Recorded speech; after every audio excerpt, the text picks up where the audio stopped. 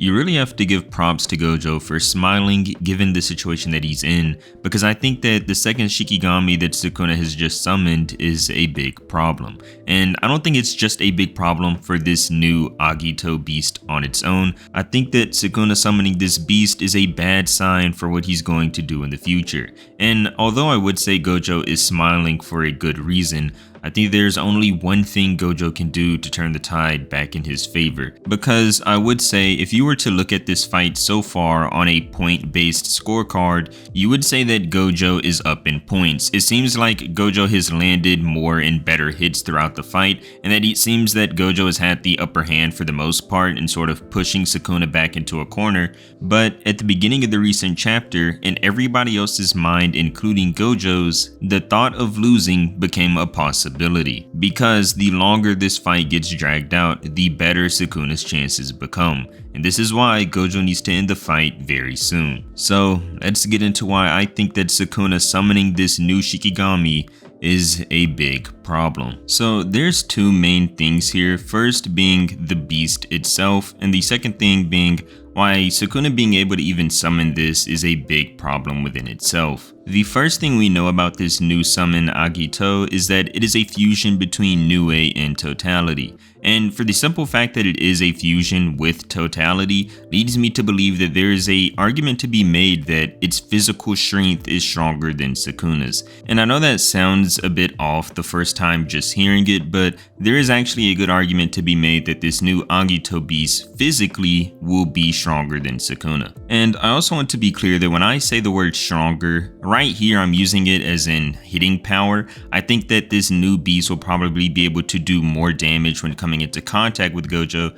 than Sukuna can when he comes in contact with Gojo. And the main reason I think this is because of the totality part of the fusion. And for this point, we're going to have to look back at Megami. We know that the strength of these summons depend on the strength of the summoner. For example, we know that Megami summons Nue all the time back at the beginning of the series, and Nue is only about the size of 2 Megamis, you could say, but we see that whenever Sukuna summons Nue is bigger than the skyscraper that it is on, and it begins to rain down lightning from the skies. Now, if we take a look back at Goodwill and the fight that Megami had with the Finger Bearer, we see that Totality hits much harder and does much more damage to opponents than Megami himself can. And we see this first happen in the fight with Hanami. We see that Megami, no matter how many times he hits Hanami, can't even make a dent. When Megami, Inumaki, and Kamo were all fighting against Hanami, the only attack that did damage was Kamo's piercing blood. But we see that whenever Maki knocks Hanami down into the river below,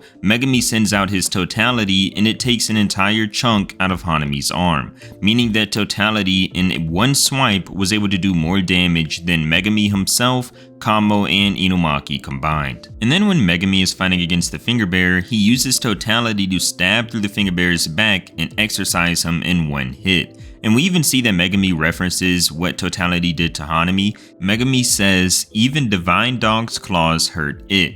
Stabbing you when you're not paying attention is no trouble." So it in this scenario is Hanami. It's just Megami's way of saying how strong Divine Dog's claws truly are whenever Totality is summoned. Megami's basically saying if these claws are able to hurt Hanami, then they would definitely be able to exorcise you. Now, if this trend of these summons varying in strength depending on the summoner from Megami to Sukuna, then we will see that this new Agito beast claws will be able to claw through things that Sukuna's hands cannot. And if you look at Agito's hands, the claws, they're there, ready to claw through anything that Sukuna commands it to, the same way that Totality does. And you might be wondering, well, what about Sukuna's slashes? You know, there's no way that this new beast can slash harder than Sukuna's shrine techniques.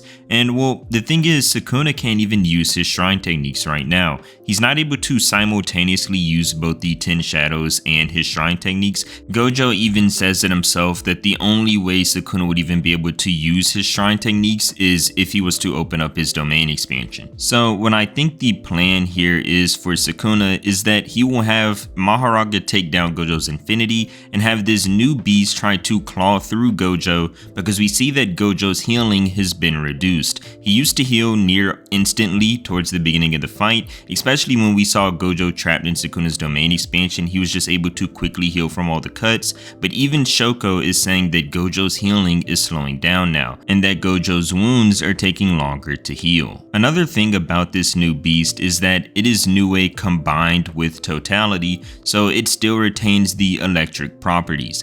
And we see it go for some sort of lightning attack, and this is the only time we see it in this chapter, but as Gojo is in the air trying to dodge an attack from Mahoraga, this new Agito beast is beginning to summon some electrical attack before Gojo dodges out of the way. And before I get into all of the dangerous things that are about to come with this new summon, I want to bring up why I think it is very dangerous that Sukuna can even summon a beast like this. And the reason I think it's so dangerous is because this beast is just a combination of 2 of the other 10 shadows. This means that there are definitely other combinations that Sukuna can come up with, where he will combine some of the other 10 shadows into one new beast summon like he did here with Agito. Remember the deer that Sukuna summoned against Yorozu? We see that this deer was actually able to negate a curse technique because of the positive energy that this deer emitted. We can have some combination with any of these shadows with this deer, and it might be a frightening combination. Or even the bull that was used to push Yorozu back even when she was in her bug armor state.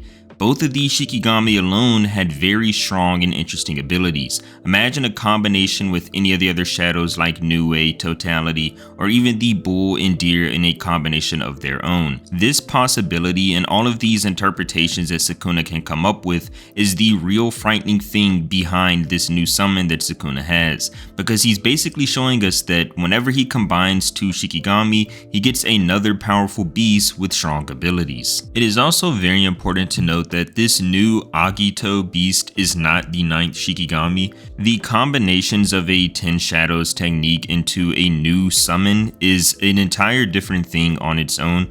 We see a diagram where the Well's Unknown Abyss does not count as one of the 10 shadows, it is simply just a merger of 2 shadows. So this new beast is not the 9th Shikigami, we still don't know what that is, and whatever it is, I know that Sukuna is keeping it up his sleeve for a reason. There are a bunch of different theories that it is some large skeleton, but we will never truly know until Sukuna uses it. Now, the problem that Gojo is in is that he needs to find a way to take down Mahoraga first rather than this new beast, because Mahoraga is the thing that is allowing them to even touch Gojo in the first place. Without domains, this new beast wouldn't even be able to touch Gojo, and Sukuna would need to use domain amplification. So if Gojo can just find a way to destroy Mahoraga, things would go a lot smoother for him.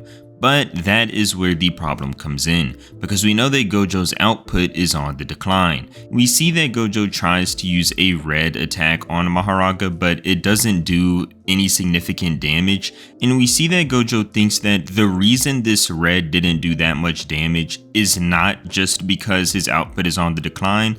It might have something to do with Mahoraga's adaptation, and that his adaptation isn't just binary from 0 to 100. Now what this actually means for anyone who might be confused is that there is this whole thing in the recent chapters about whether or not Mahoraga's adaptation is instant. Does he adapt to a technique instantly, or is it slowly over time he gets used to your curse technique? And Gojo here is saying that it's more so hinted that over time Mahoraga is adapting to red, which is a very big problem for Gojo. He is basically deducing that if this first hit of red didn't do that much damage and Mahoraga is adapting to it as time goes on, then this means that any hit from red from here on out will just do less and less damage. Which means that Gojo needs to find a way to take out Mahoraga and fast. He needs to find out a way to take Mahoraga out in one hit. Which means we need to take a look at Gojo's words at the end of the chapter, because these words are very, very important. After hitting Mahoraga with a red, Gojo says,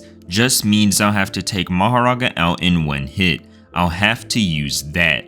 On top of the charge taking ages, Sukuna's guard is up. The fact they're trying to close the gap between us and continuing to attack relentlessly rather than prioritizing the red adaptation is solid proof of that, which means I have no other choice. I gotta settle this with my unlimited hollow technique. Now when Gojo is referencing that, he's talking about purple because he's talking about this charge up time that takes ages. We see that whenever Gojo uses purple, it does seem like there is a long charge up time, and Gojo is constantly being hounded right now, and this is something that Gojo is recognizing. He doesn't have the time to do this full incantation for purple because this new Agito beast, Maharaga, and Sukuna himself are all on top of him. And also, if you didn't notice, in this recent chapter, Sukuna was moving through the shadows, which means that Sukuna will get up on Gojo in an instant. He can even get behind Gojo in an instant, so Gojo doesn't really have time to charge up a big purple. Now, this is where Gojo's final thoughts come in, where he says, I gotta settle this with my unlimited hollow technique. Now, we know that his hollow technique is just his purple, but the confusing part is the unlimited. What does he mean by unlimited? Without a doubt, this new purple attack will be faster because Gojo was just complaining about the charge up time of a normal purple. But the question is, will sacrificing charge up time make the purple any weaker? Well, we don't exactly know. Even if it does make this purple weaker, will it make it at least strong enough to where he can take out Maharaga? Because it would only make sense that he would have to give up something in order to make a purple faster.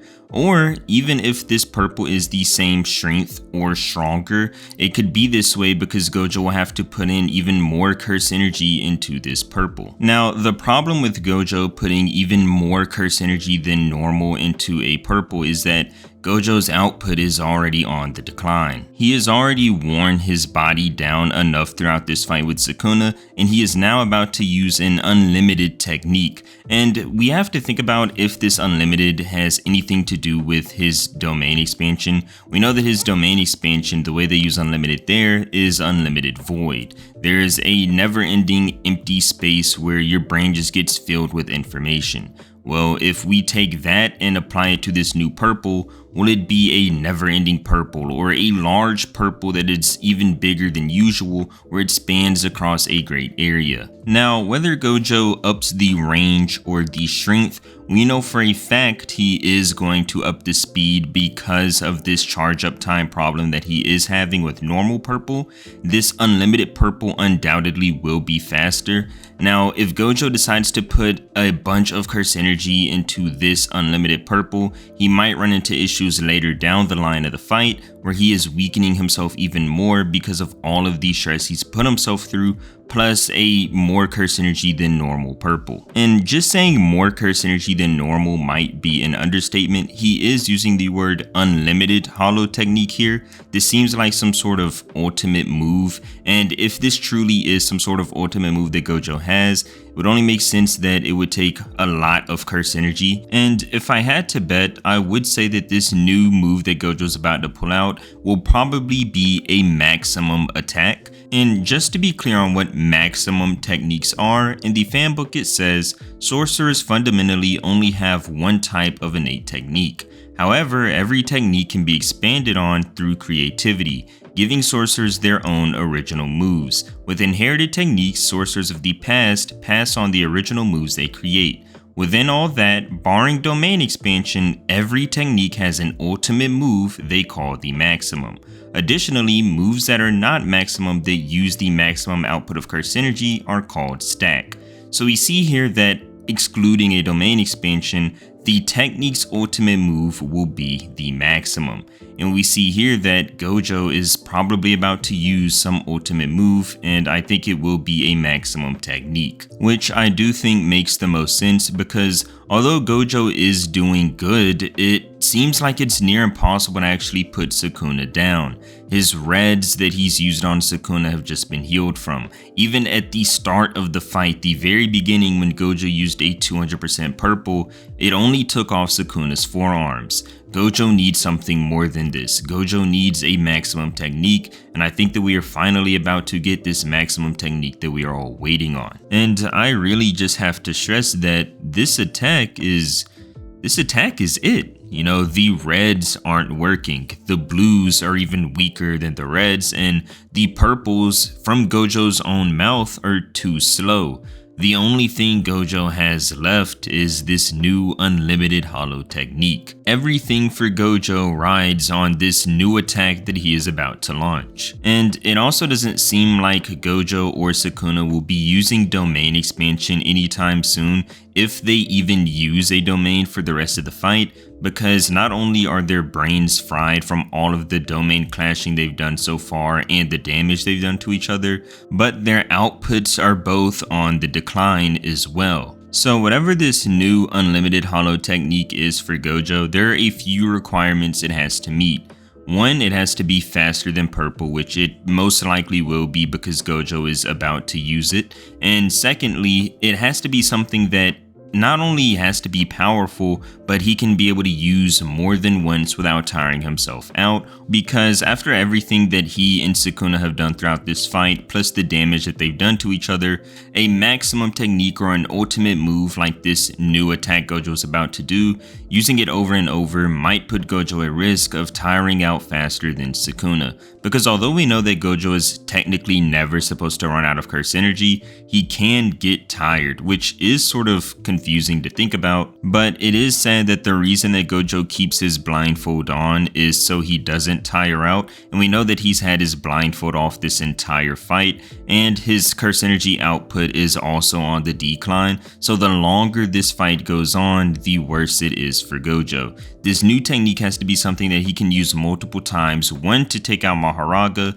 second to take out this new beast, or third just take out Sukuna. Even though Gojo is saying at the end of the chapter that he needs to take out Maharaga in one hit, this new technique will most likely be something he also launches at Sukuna, because if he can take out Sukuna, then the fight is over. The only problem with this is Gojo is most likely still trying to save Megumi, because remember at the beginning of the fight, Gojo says that Sukuna messed up by letting him know that he can still live even though the vessel dies. What I mean by this is, remember at the beginning of the series when Yuji died but came back to life? Because Yuji made a pact with Sukuna while inside his innate domain. Gojo is keeping this in mind. Gojo says at the beginning of the fight that he has something planned for this. So I don't know if Gojo is deciding to throw this out the window or not. We see that at the end of one of the recent chapters, the students are actually even beginning to question whether or not Gojo is still planning on saving Megumi. And this question is something that we're not even sure if Gojo is still working towards. Because of how serious this fight is getting, if Gojo loses, practically everything is over. So he has to probably sacrifice Megumi in order to save everybody else. It is a strange predicament, but also a sad one that Gojo is in, that Megumi is sort of like a little brother but almost a son to him. It is a tough predicament Gojo in, and the question is, would you kill your little brother to ensure the safety of everybody else, or would you try to save him and risk everybody else dying? The reason this question is even harder to answer now is because these words that Gojo said about saving Megumi, these words were at the start of the fight. Now seeing how far this fight has gone on and how dangerous Sukuna really is, saving Megumi might be out of the equation because the tides are changing and Gojo is running out of options. And on Sukuna's side of things, he will most likely just continue to move through the shadows to find openings while having Maharaga get near Gojo so he can hit him. We saw in this recent chapter that while Maharaga was in contact with Gojo, Sukuna used a sort of pseudo piercing blood but with water in order to actually hit Gojo and do damage to his arm. These type of attacks are the same combinations that he will continue to keep doing, especially with this new Agito beast and its new electrical attacks. Not to mention, we still haven't even seen the Yorozu tool that she crafted for Sukuna at the end of her life, and we also haven't seen the 9th Shikigami. One more thing that we haven't seen Sukuna use yet is the open technique that he used against Jogo. These three things I still do think that Sukuna will use at some point in this fight. I think that right now he is sort of using the Shikigami as a way to recover a bit while having them still attack Gojo. Because although Sukuna's curse energy output is decreasing, these Shikigami are autonomous beings of their own, so Maharaga and this Agito beast should be good for the rest of the fight. unless they get one shot by Gojo, of course. But all of these variables that Sukuna has, combined with the tools that we haven't even seen him use yet, I think that right now Sukuna is in the far better position in this fight. And I think that this next attack that Gojo uses, this unlimited hollow technique, needs to do something very big and drastic, and it needs to honestly take out Maharaga. But the only way to know is to wait and see. With that being said, I want to thank you so much for reaching the end of the video. If you enjoyed, then I'd really appreciate if you could leave a like and subscribe to the channel, as I do post on different topics that you guys give me and a few that I come up with on my own. Thank you so much for watching. See you next time.